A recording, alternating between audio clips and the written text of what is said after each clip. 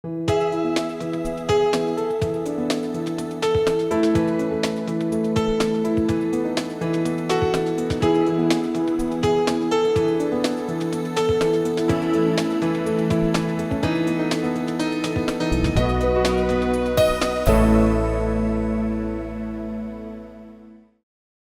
en la mañana de hoy, por favor, a la segunda carta del apóstol Pablo a los Corintios, segunda carta del apóstol Pablo a los Corintios, capítulo 5, versículo número 1, segunda de Corintios 5, 1.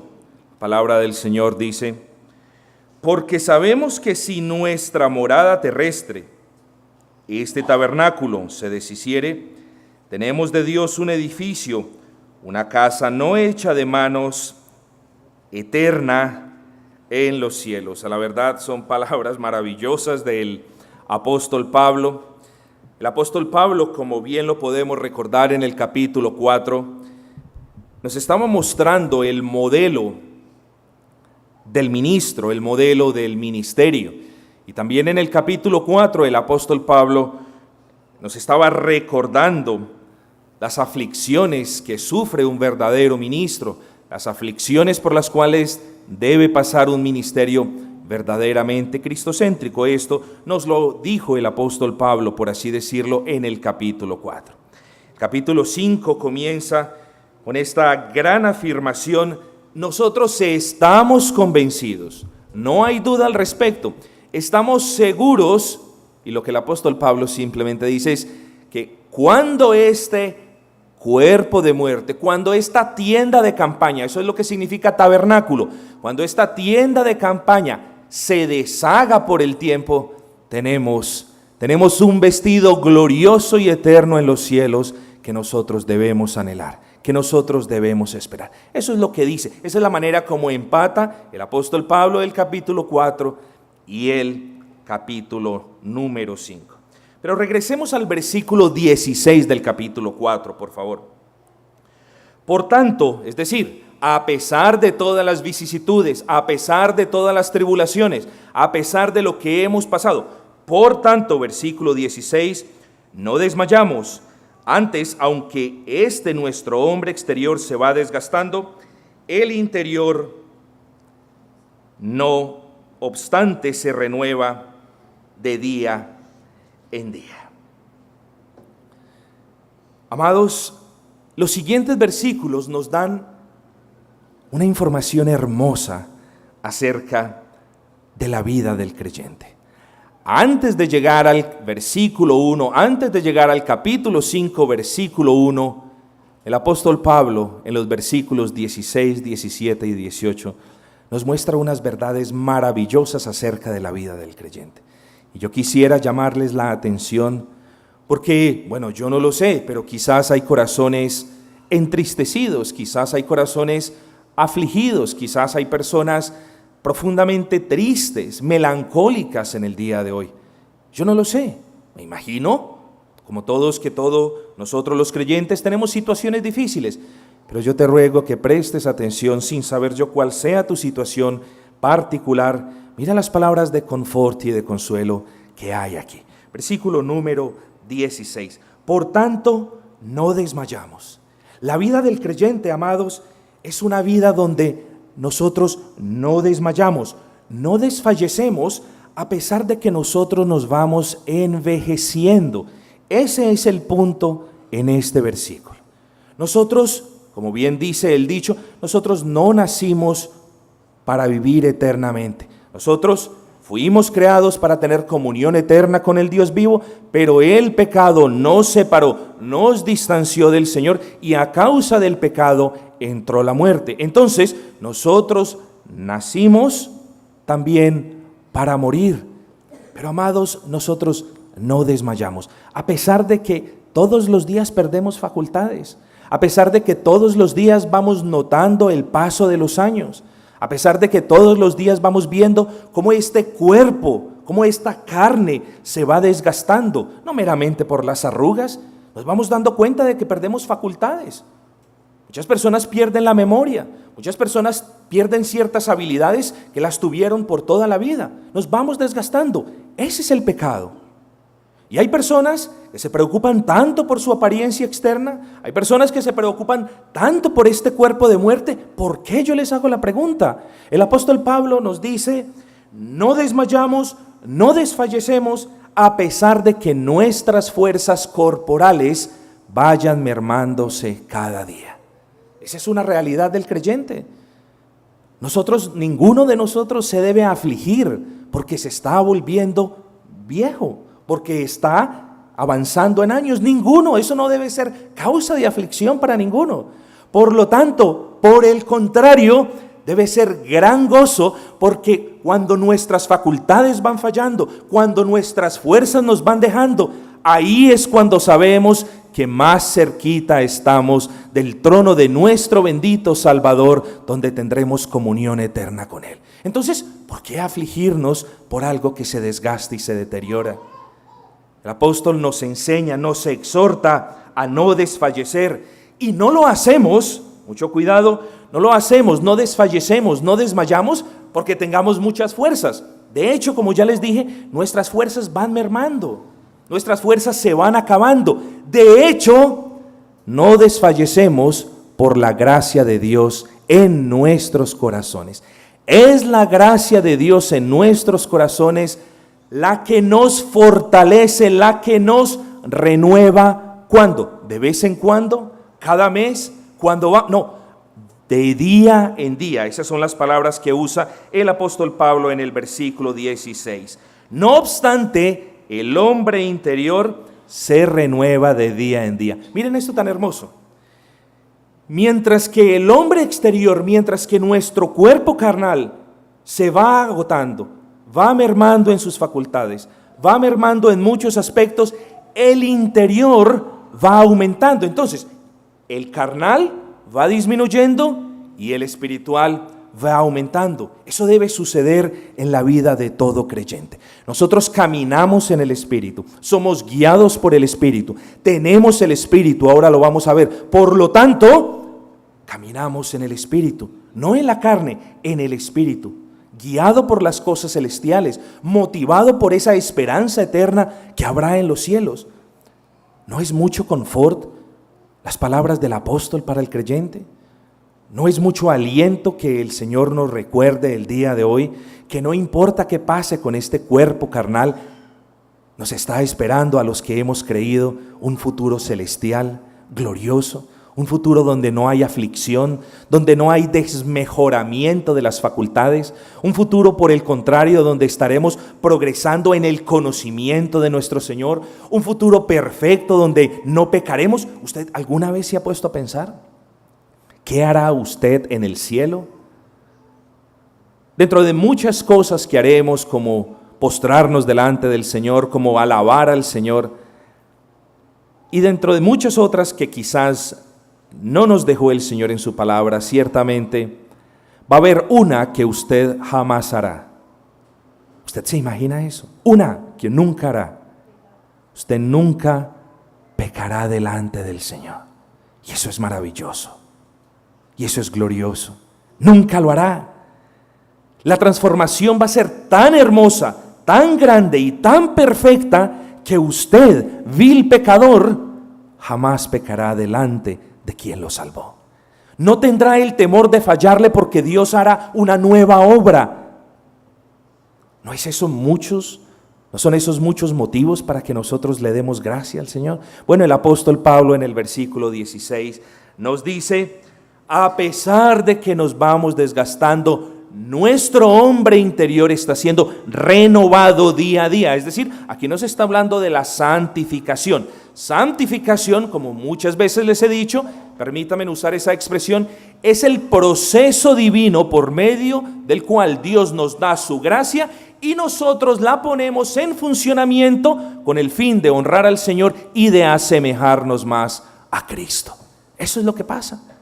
Entonces no nos aflijamos cuando veamos arrugas, no nos aflijamos cuando estemos perdiendo ciertas habilidades, ciertas capacidades. Demos gracias al Señor que el tiempo pronto viene, que el tiempo se acerca donde no estaremos más sujetos a estas cuestiones temporales y pecaminosas. Amados, demos gracias al Señor ¿Qué otro punto podemos deducir? La vida del creyente, versículo 17, tiene tribulación. Fíjense ustedes el versículo 17. Porque esta leve tribulación momentánea produce en nosotros un cada vez más excelente y eterno peso de gloria. Amados, la vida del creyente es una vida donde hay aflicción.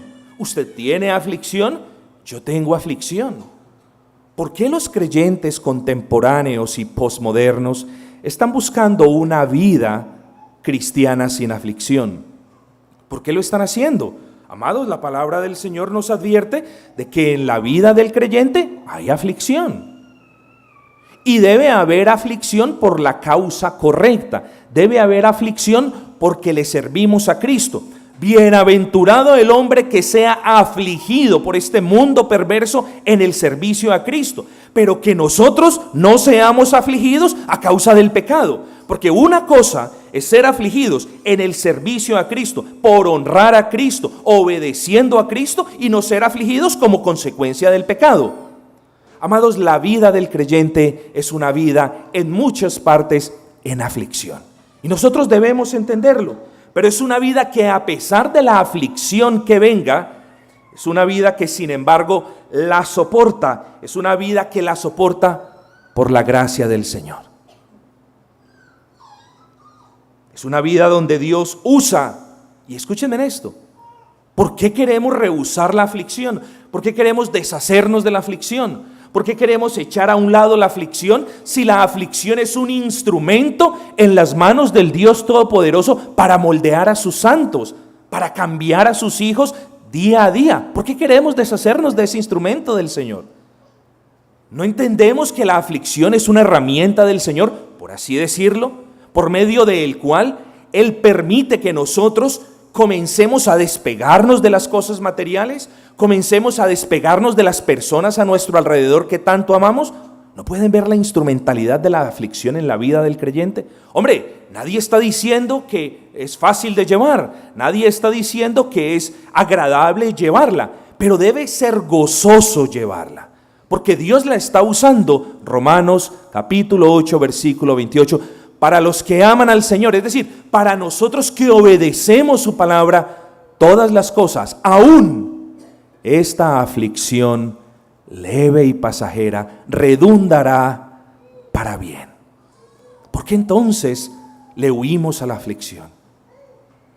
Cuando pases por aflicción, si estás pasando por aflicción, si hay aflicción en tu alma, que no se te olvide que, a no ser que sea por causas del pecado, esa aflicción está siendo usada por Dios para cambiar tu carácter. Fíjate tú, la aflicción te ayuda a poner en perspectiva lo que importa de lo que no importa, lo eterno de lo efímero, lo celestial de lo terrenal. La aflicción te ayuda.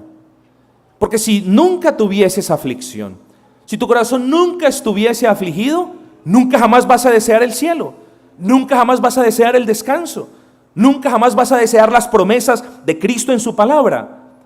Démosle gracias entonces al Señor por nuestras aflicciones, si es que no son a causa del pecado, y estemos totalmente confiados, como dice el apóstol Pablo, que estas aflicciones son leves y momentáneas. ¿Estaba pasando el apóstol Pablo a aflicciones leves? La respuesta es no. ¿Estaba pasando el apóstol Pablo a aflicciones momentáneas? La respuesta es no. Entonces, ¿por qué el apóstol Pablo nos dice estas aflicciones leves y momentáneas? Porque cuando tú pones en correcta perspectiva la aflicción que tenemos en esta vida, en esta tienda de campaña terrenal que es nuestro cuerpo, con el gozo y las promesas celestiales que tendremos en cuando veamos a nuestro Señor cara a cara, cuando tú las pones en perspectivas, amados, ¿no dice la palabra que para el Señor un día son como 1000 años y 1000 años como un día? ¿No dice la palabra que nosotros, después de haber estado obedientes, sumisos bajo la poderosa mano del Señor, el Señor nos exaltará? Gocémonos pues en esta breve aflicción que podamos tener. Es breve porque no es eterna, pero el gozo, pero la gloria del Señor sí será eterna. Es temporal, es terrenal. Amados, cuán gozoso debe estar el creyente cuando el Señor le permita avanzar en santificación por medio de una aflicción. Entonces no seamos como los niños malcriados que quieren evitar la aflicción a toda costa. Preguntémonos en oración: Señor, ¿qué área de mi vida quieres cambiar? Preguntémonos en oración: Señor, ¿me quieres fortalecer más en ti? Preguntémonos en oración: Señor, quizás no lo pueda entender, pero deseo, Señor, honrarte a través de un testimonio que te glorifique a través de esta aflicción. Veamos la aflicción no como un enemigo número uno, sino como un instrumento en las manos de un Dios que la usará para su propia gloria y para beneficio de los suyos. Demos gracias entonces al Señor, aún por estos tiempos de aflicción que podamos estar viviendo. Versículo número 18: no mirando nosotros las cosas que se ven, sino las que no se ven. Pues las cosas que se ven son temporales, pero las que no se ven son eternas. La vida del creyente es una vida en esperanza celestial. Entonces dijimos, la vida del creyente es una vida donde su carne se va opacando y apocando, donde el espíritu, donde su alma va creciendo en gracia. Dijimos también que la vida del creyente es una vida de constante progreso por la gracia del Señor. Dijimos también que la vida del creyente es una vida de aflicción. Y dijimos también que la vida del creyente es una vida de esperanza celestial, de aflicción, pero de gran gozo, porque sabemos que Dios lo está usando esa aflicción para su gloria y para nuestro beneficio. Entonces, últimamente podemos decir, la vida del creyente es una vida de esperanza celestial. Escúchenme, esperanza es una vida donde el creyente espera el cielo. Es una vida donde el creyente espera la comunión perfecta con el Dios eterno. Esa es la vida del creyente. Y yo me veo sin ninguna otra alternativa sino hacerte esa pregunta: ¿es su vida como creyente totalmente dependiente de la esperanza celestial que le aguarda? ¿O aún usted está interesado, enfocado en las cuestiones terrenales? El apóstol Pablo dice: no mirando las cosas de abajo, sino esperando las de arriba. ¿Está usted buscando, dependiendo, anhelando o añorando las cosas de este mundo? ¿O más bien de verdad está usted esperando esa glorificación? ¿Está esperando a que este cuerpo, en el tiempo apropiado, en el tiempo estipulado por el Señor, se desgaste para usted estar con su Señor? ¿Qué es lo que está esperando usted? ¿Hacia dónde miran sus ojos? Es una vida de esperanza celestial, es una vida que no se desespera por la aflicción que el mundo le causa. La vida del cristiano es una vida que no se desespera porque no puede tener las cosas del mundo, no se desespera. Más bien, y quiero que me entiendan, la vida del creyente es una vida que aguarda convencido. Por eso se llama una vida de esperanza. Es una vida que espera las promesas de Dios en Cristo Jesús. Es una vida no que añora las cosas pasajeras. Si somos creyentes, ¿por qué anhelamos, por qué añoramos las cosas que van a pasar?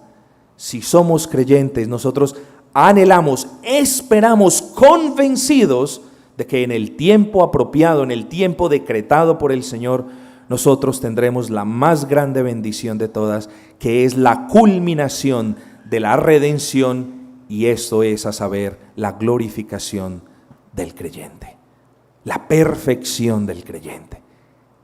Ese es el clímax de la redención, amigos. Nosotros debemos esperar ese momento, debemos anhelarlo. ¿Por qué entonces gastar nuestro tiempo con las cosas que pasan? ¿Acaso las cosas que pasan nos servirán en la eternidad? ¿Acaso las cosas por las que te ocupas te servirán en los cielos? ¿No te sirve más que leas la palabra? ¿No te sirve más que seas recordado en la palabra del Señor de las promesas celestiales? ¿No te sirve más que ores pidiendo sabiduría, paciencia y gracia para soportar las aflicciones de este mundo temporal? Amados, la vida del creyente es una vida esperanzada, es una vida que tiene la plena certeza y convicción de que las promesas, de lo que Dios ha prometido, se va a cumplir a su debido tiempo. Tengamos pues gozo y paciencia esperando estas grandes bendiciones. Ciertamente esperarás con ansia que llegue un día para viajar. Ciertamente esperarás con ansia que llegue un día para ver a tu madre o a tu amigo o a tu hermana o a tu familiar que no has visto por 5 o 10 años. A todos nos ha pasado, esperamos ese día con ansias. Durante la semana, ciertamente esperamos que llegue un día donde veamos a nuestro mejor amigo o a nuestra mejor amiga. ¿Cómo el creyente no va a esperar el día de su glorificación, amados? ¿Cómo el creyente no va a estar esperando en fe y en convicción ese día donde podamos ser perfectos? Yo lo espero y tú lo debes esperar. Tengamos pues estas palabras de aliento del apóstol Pablo en alto, que estas palabras de aliento rijan nuestro corazón, que seamos recordados por la gracia del Señor, que no importa la situación por la cual estemos pasando, todas las cosas obran para bien para aquellos que aman el Señor. Recordemos de la vida del creyente, es una vida que sufre aflicción, pero que es leve y pasajera. ¿O acaso no será leve cuando tú la comparas con la aflicción eterna del infierno? ¿Acaso eso no será leve? ¿Acaso no será pasajera cuando la comparas con la gloria eterna de los santos, de la comunión eterna con Cristo, que jamás terminará? ¿Acaso eso no es pasajero? Amados, tengan entonces, si están pasando por aflicción, estas palabras como ciertísimas, porque no se las he dicho yo. El Espíritu Santo inspiró al apóstol Pablo para que le escribiera este mensaje a los corintios y por ende a toda su iglesia. Hoy nosotros entonces vengamos confiados al Señor, dando gracias a nuestro Señor, porque pronto el tiempo se está acercando. Versículo número 1 del capítulo 5. Ahora sí, porque sabemos que si nuestra morada terrestre, este tabernáculo, se deshiciere, tenemos de Dios un edificio, una casa no hecha de manos, eterna en los cielos. Amados, ciertamente no está en el creyente o no está en ninguno de nosotros desear morir. La verdad es que un creyente no debe desear morir. Pablo no estaba diciendo yo me quiero morir, yo me quiero ir. No, eso no está en nosotros. Por el contrario, aún a pesar de nuestro estado regenerado, nosotros más bien, aunque de manera poca, nosotros más bien como que evitamos en algunas ocasiones pensar en la muerte, porque cuando pensamos en la muerte, pensamos en nuestra esposa que dejamos, en nuestros hijos, y nos enredamos en una cantidad de pensamientos. Entonces a lo último decidimos, no, mejor todavía no, Señor, por favor dame unos días más para yo vivir de esta manera, pero yo sí me voy a morir y yo sí me quiero morir, pero ahorita no, Señor, ¿cierto? Esa es la manera como muchos de nosotros o de ustedes pueden estar pensando. El apóstol Pablo no se quería morir, el apóstol Pablo no se estaba victimizando, me quiero morir, o el apóstol Pablo no estaba teniendo una falsa humildad, yo me quiero morir para estar con Dios. No, amados, no deseemos la muerte, porque antes de morir nosotros todavía tenemos que ser afligidos un poquito más.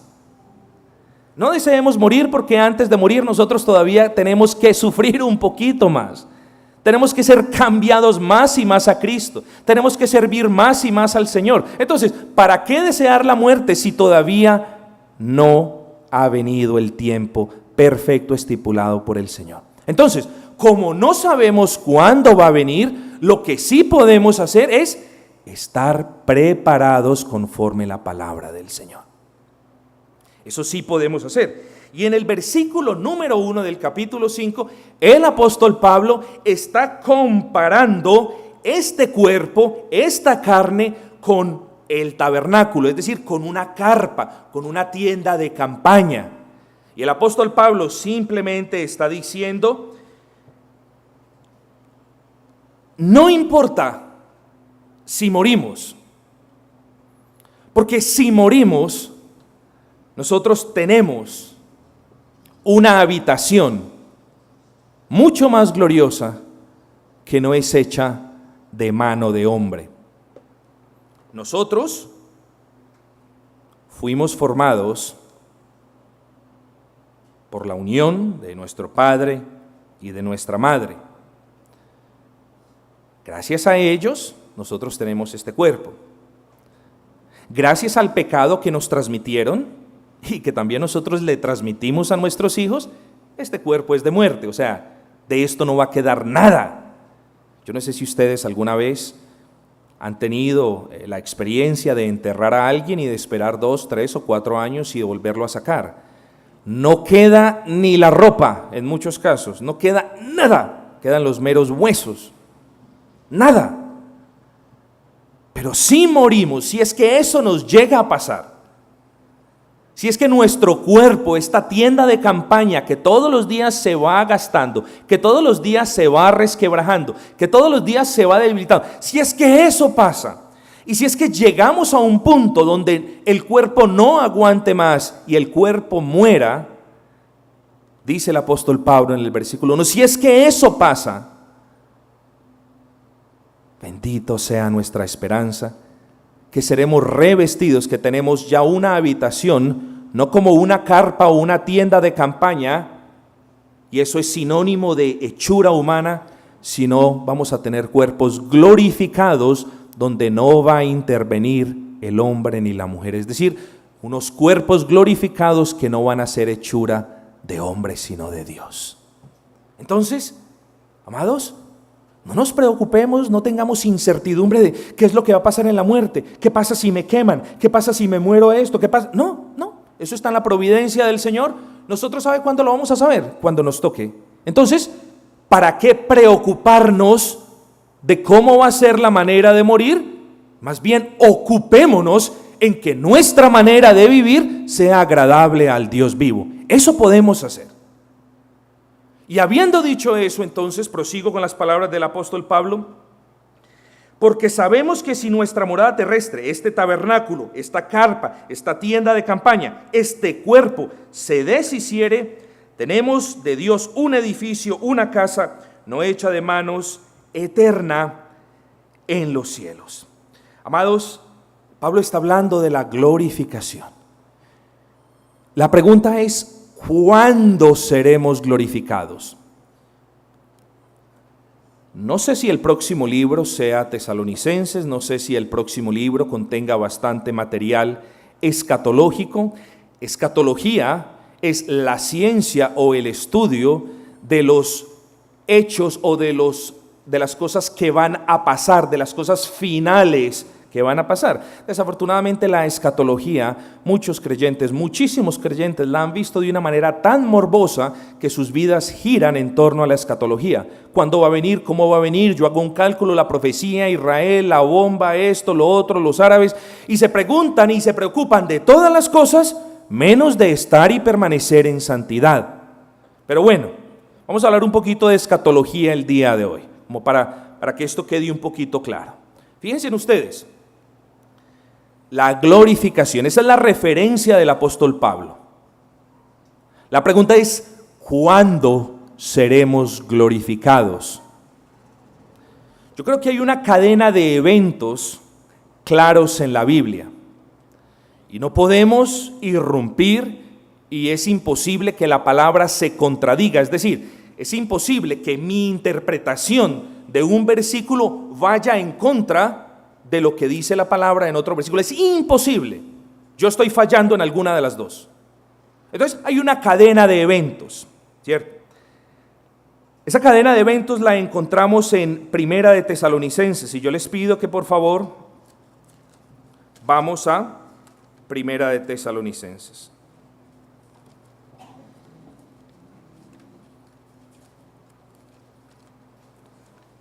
Primera de Tesalonicenses, capítulo 4, versículo 16. No vamos a adentrar mucho en esto, solamente vamos a tomarlo basado en lo que hemos dicho del versículo 1, donde Pablo nos dice que si aún si morimos, vamos a ser glorificados. Entonces, Primera de Tesalonicenses 4:16 nos dice, porque el Señor mismo, con voz de mando, con voz de arcángel y con trompeta de Dios, descenderá del cielo, Escuchen esto, muy importante, supremamente importante. Y los muertos en Cristo resucitarán primero. Entonces, en el último día, en el día del juicio, en el día de la parusía, es decir, de la aparición de Cristo, en ese día, los primeros en ser glorificados serán los cuerpos de aquellos que ya murieron. Esa es la primera cadena de eventos. El Señor vendrá, escuchen, con los suyos, por los suyos, que es una posición muy diferente a la posición pretribulacionalista, que ya ahorita vamos a hablar un poquito al respecto. El Señor viene con los santos, por los santos. El Señor no viene por los santos y con los santos. Ya les voy a explicar, esto no es ningún trabalengua, pero esto es muy importante que nosotros lo tengamos bien presente. Los muertos en Cristo resucitarán primero. ¿Dónde están los muertos en Cristo? ¿Dónde están los que murieron en Cristo? Vámonos entonces a Primera de Tesalonicenses 3:13. Allí tenemos la respuesta. Para que sean afirmados vuestros corazones irreprensibles en santidad delante de Dios nuestro Padre, en la venida de nuestro Señor Jesucristo con sus santos. Entonces, la primera fase de la aparición de Cristo, de la venida gloriosa de Cristo, es: vendrá con sus santos. Es decir, cuando una persona muere, su alma va al paraíso de Cristo, va al cielo. Cuando el Señor decida regresar por segunda y última vez, Él vendrá solo, no, Él vendrá con sus santos. Él vendrá acompañado de estas almas que murieron en Él. Y entonces la cadena de eventos es de la siguiente manera, como nos dice el apóstol Pablo en 2 de Corintios y como nos dice el apóstol Pablo en Tesalonicenses. Vendrá con el alma de sus santos, y los primeros que resucitarán, los primeros que serán glorificados, ¿quiénes son? Los que ya murieron en Él. Y luego serán glorificados los que aún estén vivos cuando Él venga. Esa es la cadena de eventos. Los que murieron tienen precedencia sobre los que van a quedar vivos en la segunda venida del Señor. Esa es la enseñanza de Tesalonicenses. Entonces se lo resumo de esta manera: Cristo vendrá con sus santos, por sus santos. Es muy importante, con y por.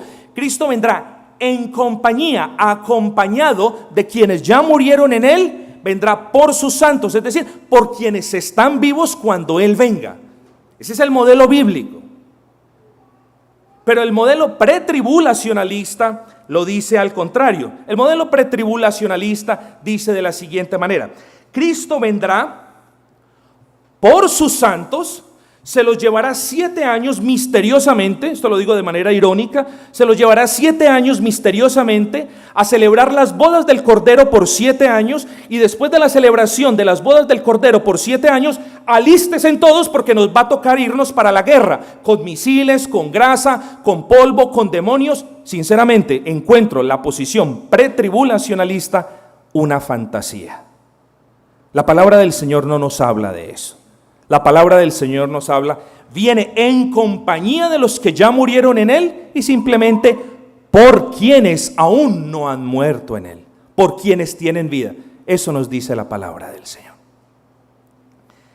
De regreso al versículo número 1, porque sabemos que si nuestra morada terrestre, este tabernáculo, se deshiciere, tenemos de Dios un edificio, una casa no hecha de manos, eterna en los cielos.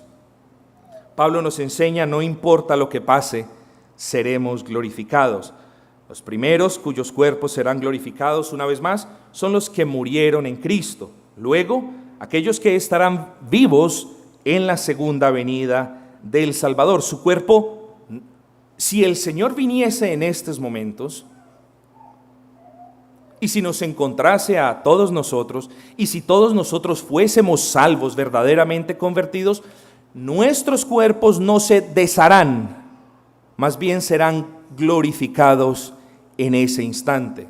Pero primero serán glorificados los cuerpos que han sido deshechos por el pecado. Ellos tienen prevalencia antes que nosotros. Eso es lo que se conoce, la posición de esta iglesia, la posición de la mayoría de iglesias cristianas primitivas, se conoce como una posición amilenialista.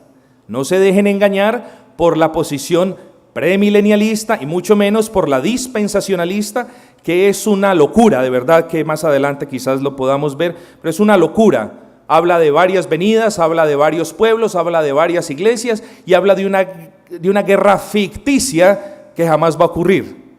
¿Por qué? Amados, porque la palabra del Señor no nos habla de eso. Viene y rapta secretamente a unos, se los lleva, tiene cena por 7 años, la cena del Cordero, y la cena, una vez termine las fiestas del Cordero, entonces alístese porque vamos entonces a la guerra y vamos a todo esto. No, amados, la palabra no me dice eso. Y a pesar de que muchos amigos quieran tergiversarla de esa manera, insisto, la palabra no me dice eso. La palabra me habla de una última gloriosa y aparición bendita de nuestro Señor, donde habrá juicio para todos, donde habrá glorificación para sus creyentes y donde habrá una reconstitución especial del cuerpo de los incrédulos para soportar la ira de Dios por siempre. De eso me habla la palabra del Señor. Continuemos con el versículo número 2. Y por esto también gemimos deseando ser revestidos de aquella nuestra habitación celestial. En contraste con la tienda de campaña terrenal, nosotros deseamos, nosotros anhelamos ser revestidos de ese cuerpo glorificado, y eso es todo lo que el apóstol Pablo nos dice en el versículo número 2. Versículo número 3, pues así seremos hallados vestidos y no desnudos. Una vez vestidos de eternidad, una vez glorificados, no pasaremos la vergüenza de no estar preparados para la boda del Cordero. Versículo número 4, porque asimismo, es decir, la vergüenza. Una persona, ustedes lo invitan a una parte, se va vestido de una manera inapropiada y cuando usted llega a esa parte le dicen delante de todas las personas, lo siento, usted no puede participar de este evento. Qué vergüenza tan grande. Pasamos, o la persona que no está vestida apropiadamente pasa una gran vergüenza. Bueno, todos aquellos que hayan llegado hasta ese punto, o más bien que el Señor los haya llevado hasta ese punto, todos aquellos cuyos cuerpos sean glorificados, no serán jamás avergonzados. Eso es lo que quiere decir el apóstol Pablo, versículo número 4, porque asimismo los que estamos en este tabernáculo gemimos con angustia, porque no quisiéramos ser desnudados, sino revestidos, para que lo mortal sea absorbido por la vida. Amados, gemimos porque no hemos llegado a la casa de nuestro Padre.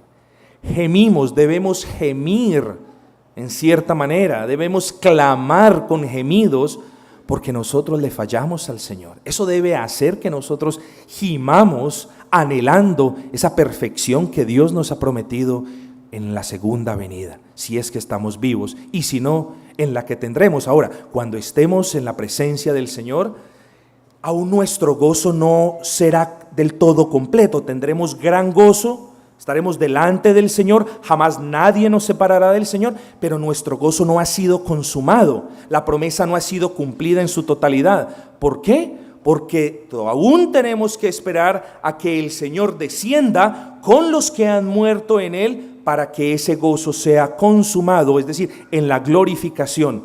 Entonces, eso es lo que quiere significar esto. Pero nosotros debemos gemir. ¿Gime usted por el pecado, a la verdad?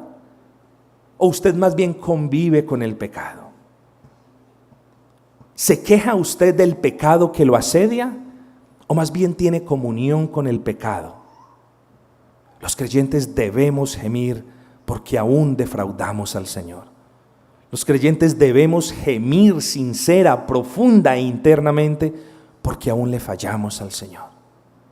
Eso debe ser causa de gemido, debe ser causa de dolor, debe ser causa de tristeza, y jamás debe haber una costumbre en que yo le fallo al Señor. Sí, yo le fallo porque aún vivo en este cuerpo de muerte. No, debemos gemir porque nosotros aún no tenemos, no podemos disfrutar de esa santidad perfecta, pero debemos gemir rogando ese traje glorioso de inmortalidad. Y miren lo hermoso del versículo número 5. Mas el que nos hizo, para esto mismo es Dios, quien nos ha dado las arras del Espíritu. Miren lo hermoso.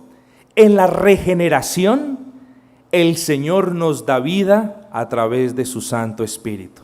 Y en la justificación, el Señor nos da su Santo Espíritu como garantía, como dice Filipenses 1:6, de que quien comenzó la buena obra en ti, la perfeccionará hasta el día del rapto, no, hasta el día de la gloriosa y segunda y única venida de nuestro Señor y Salvador Jesucristo. Eso es lo que significa las arras, la garantía, la prenda. El Señor en nuestras conversiones nos ha bautizado con su Santo Espíritu, nos ha dado su Santo Espíritu. El Espíritu mora en el corazón del creyente a partir del momento de la conversión. Ahí nosotros podemos estar seguros de quién comenzó la buena obra, la terminará hasta su perfección en el día de Cristo. Y estamos seguros, no porque nos imaginemos, no porque seamos positivos, estamos seguros porque es que el Señor dejó prendas inviolables. El Señor dejó garantía en nuestros corazones de que Él terminará la obra. Gocémonos pues en esta gran esperanza, hermanos. Demos gracias al Señor por esa esperanza que el Señor nos deja de saber que en nuestros corazones mora el Espíritu de Cristo y que como mora el Espíritu de Cristo, Dios terminará la obra que ha comenzado en ti. ¿Eso no debe ser motivo de acción de gracias? ¿No es eso motivo de agradecimiento eterno? ¿No está allí la seguridad de los santos, la perseverancia de los santos explicada de una manera clara? Claro que sí. Perseveramos por la gracia del Señor, no por nosotros.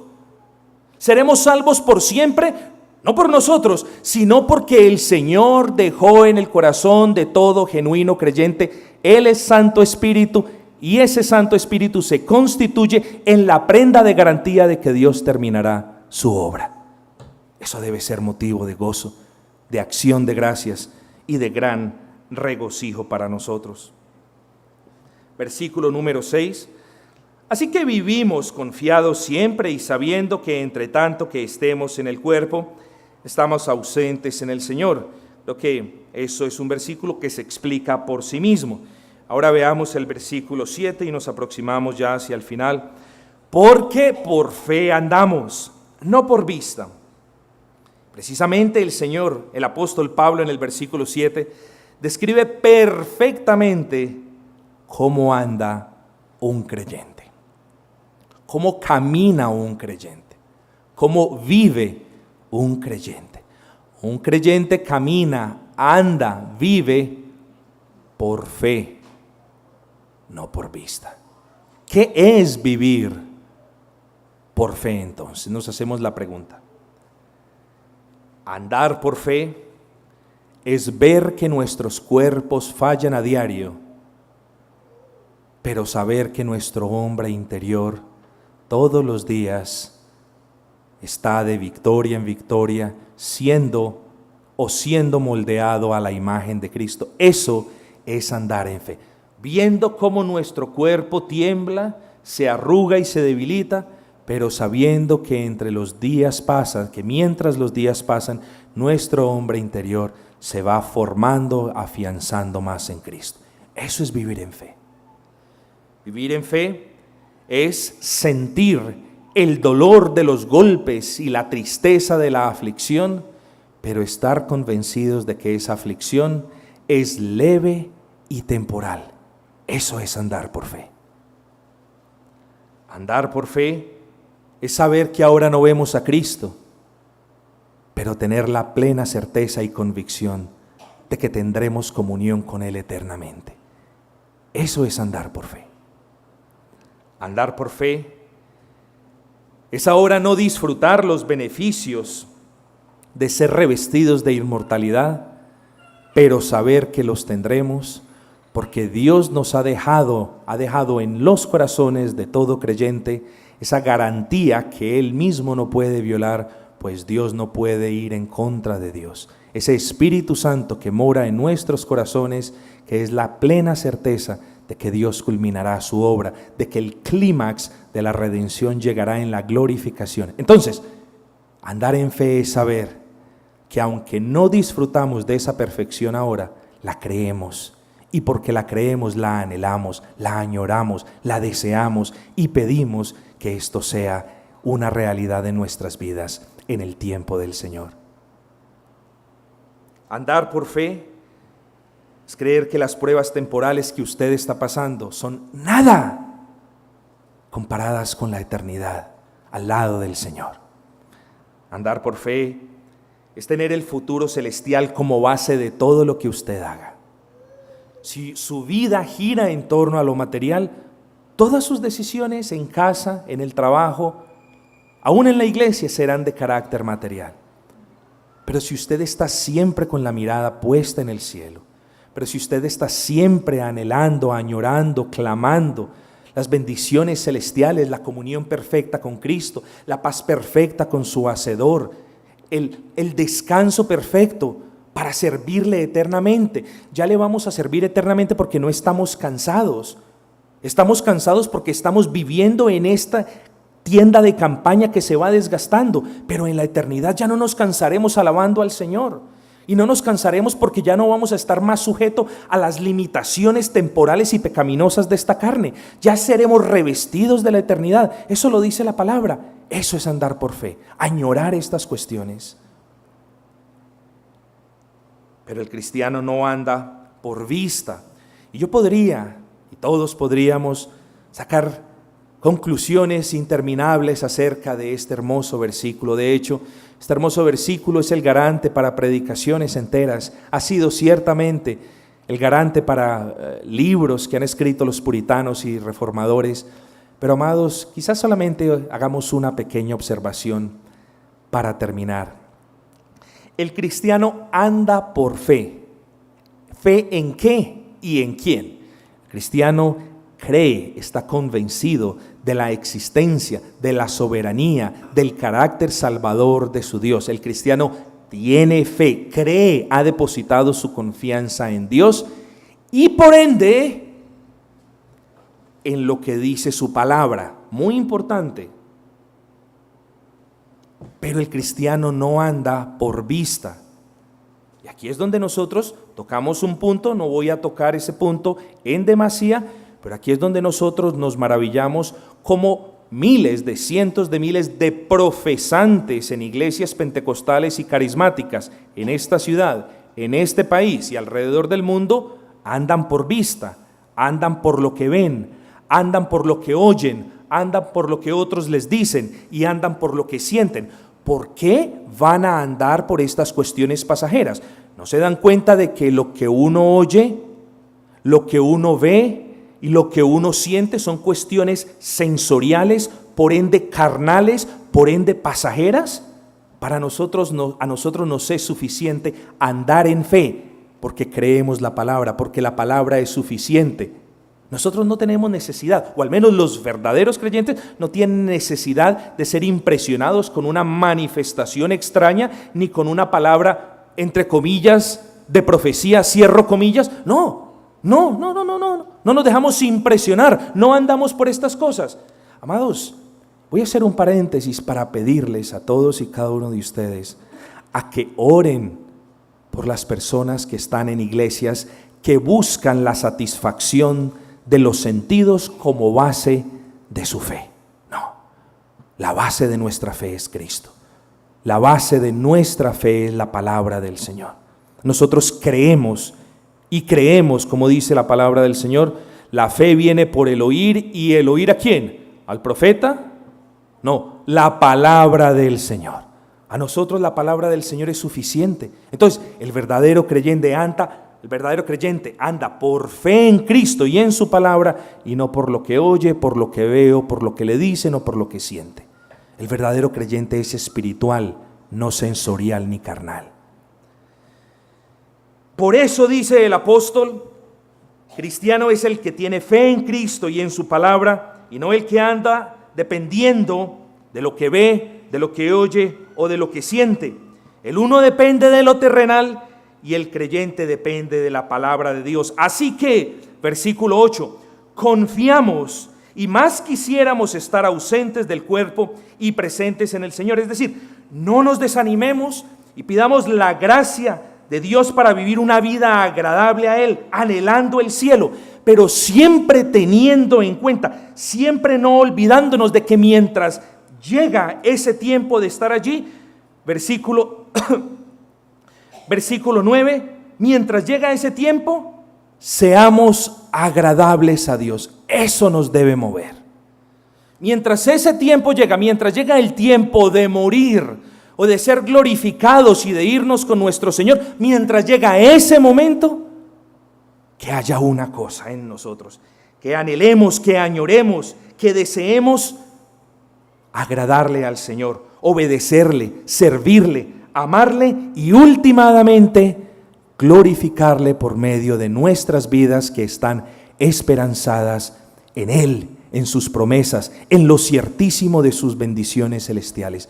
Amados, quiera entonces el Señor darnos gracia, darnos fe para afianzarnos en Cristo, para creer en su palabra, para no dejarnos llevar ni tentar por lo que otros dicen, por lo que otros creen, por lo que otros hacen, porque para nosotros Cristo y su palabra son suficientes. Estemos pues confiados en Cristo y en su palabra y descansemos tranquilos que si morimos o que si vivimos, del Señor somos. Al Señor sea dado honor y gloria en Cristo Jesús. Amén.